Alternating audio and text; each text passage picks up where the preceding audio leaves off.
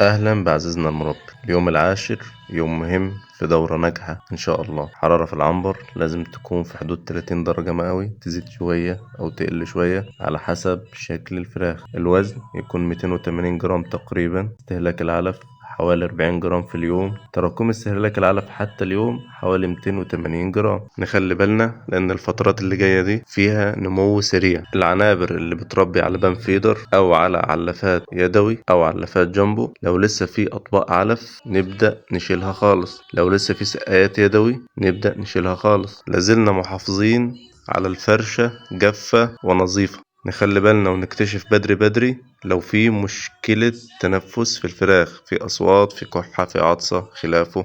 نخلي بالنا قوي من اليوم العاشر والأيام اللي جاية لو في إسهالات شكلها متغير. لو دخلنا في كوكسيدي، دخلنا في كوليستريديا، لازم نبدأ نعالج بدري. تحياتي دكتور المنتصر بالله، طبيب المزرعة.